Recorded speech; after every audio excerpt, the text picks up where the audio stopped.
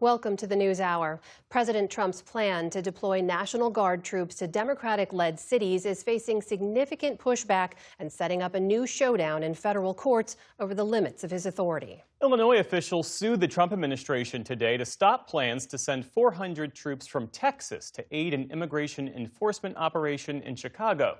The lawsuit called the plan unlawful and dangerous, but a federal judge disagreed, declining to block the deployment for now. It comes just a day after a separate judge blocked the Trump administration from sending California's Guard to Oregon in response to a series of clashes outside an immigration detention facility in Portland.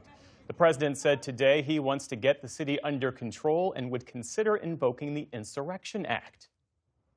You look at what's happened with Portland over the years, it's a burning hellhole, and then you have a judge that lost her way, that tries to pretend that, like, there's no problem. Actually, she's not even saying that. There's a huge problem in Portland. I'll tell you what the problem is: crime.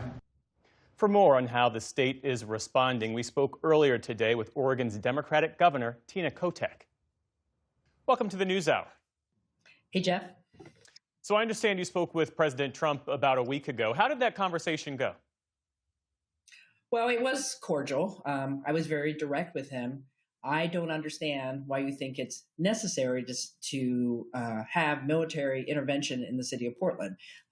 We are a beautiful, vibrant, safe city. Portland is doing well. And I believe he had at the time and continues to have misinformation, a very old, outdated viewpoint about what is happening in Portland. The protests that are happening outside of the ICE facility are confined to about a 1-block radius of the city of Portland. I will say, when I spoke with him, I was like, look, I believe local law enforcement has this situation managed, always open to conversation, but we do not need military intervention here. And of course, that has continued to escalate since that initial conversation. And it's been a very long week or so of trying to manage a situation that I think is unnecessary. And just today, the White House made the point that the current demonstrations, in their view, mirror the unrest and violence that we saw back in 2020. Here's what the White House press secretary, Caroline Leavitt, said.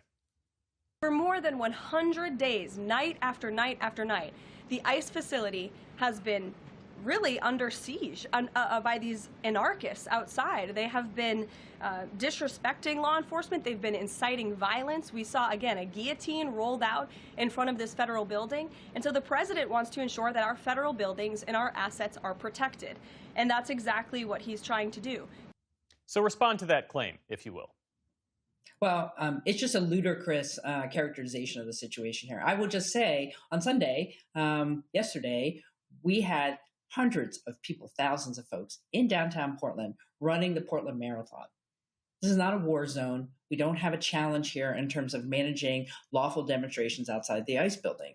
And I believe that they are looking back at information from 2020 and assuming this is the same. Look, lawful demonstrations happen in the city of Portland outside of this facility. It is being managed. What I'm seeing and what we're seeing and what the mayor is seeing on the ground is an escalation from the agents who are protecting the building, trying to antagonize those protesters who are there. And I would like to de-escalate the situation. We don't need a military intervention. And let's remember, the federal judge agreed with that argument, not once, but twice.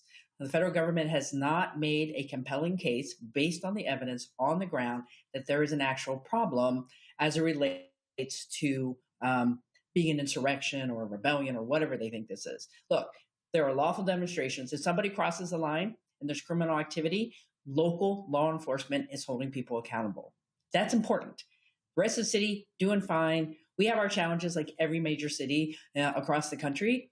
But the real problems are not the ones the president thinks they are. The real problems are other things that we should be dealing with.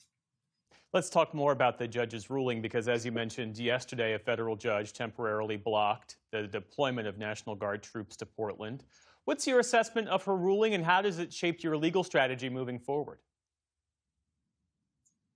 Well, I want to appreciate everyone who's come forward quickly from the Attorney General's office to put a good case in front of the federal judge. What we saw is that the information that she has says there is no basis of fact that military intervention is necessary. And her first ruling was about the Oregon National Guard. When President Trump took the Oregon National Guard out of my command to deal with a situation that I believe is not based on facts, the court said, it's not the case. You need to give the control back to the governor. And then a day later, they start calling up the California National Guard to come to Oregon, calling up the Texas National Guard to come to Oregon. And the judge ruled again and said, look, I'm being very clear here. This is not lawful under Title X. This is not a lawful deployment, and the president doesn't have a basis for doing this.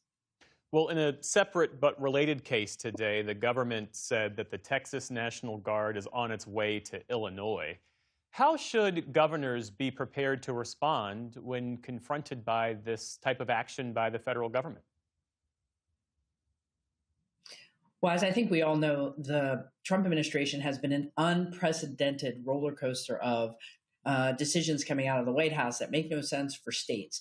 Governors have been prepared across this country to try to react. And I have spoken directly with Governor Pritzker and Governor Newsom. In the case of Illinois, my understanding is they have also filed with the federal court for a temporary restraining order to stop that deployment of the Texas National Guard. We have to go to the courts to seek protection. We are a country based on the rule of law. Whether you are a right, left, center, we as Americans believe in the Constitution and the rule of law. And that is what should prevail here. And this isn't about Oregon or Illinois anymore. This is about every state in our country. And what President Trump is trying to do is an abuse of power, and it is a threat to our democracy. Governors should be in command of their National Guards, our citizen soldiers who sign up to stand up in an emergency to deal with real problems. What I would say to governors, and I would particularly want to talk to Republican governors, this isn't a Democrat or Republican governor issue.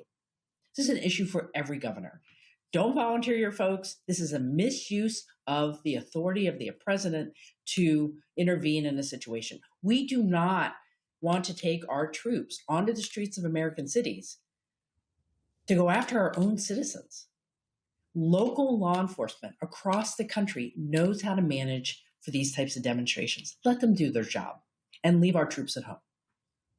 On another matter, it's been reported that the Trump administration, through the OMB director, Russ Vought, has canceled or frozen clean energy funding, including as much as $400 million in federal grants that Oregon stands to lose. How do you assess the impact of that decision, and what might you be able to do to mitigate the impact of those losses? Well, this has been happening since the start of the administration. Grants that have been obligated being pulled back, money that had been promised to states, our taxpayer dollars going to D.C., coming back to our states being canceled. These are bullying tactics. It's unacceptable. We will continue to look at whether or not we have any options to fight these decisions by the president in the court. When it comes to the $400 million of clean energy grants, it is delaying our ability as a state and frankly as a country to move to clean energy, to move to more renewable clean energy for our future. One of those grants here in the state of Oregon was a $250 million grant going to the Confederated Tribes of the Warm Springs, who were going to be behind a major upgrade in our electricity grid to move power from one side of the state to the other. That is now completely in limbo. That's jobs, that's economic development. And frankly, the president is trying to punish states that didn't vote for them. I want to back up and say, look, I took an oath when I became governor to be a governor for the entire state of Oregon, regardless if people voted for me. I wish the president would uphold his oath as well to take care of every American. Oregon Governor Tina Kotek, thanks again for your time. We appreciate it. Thank you.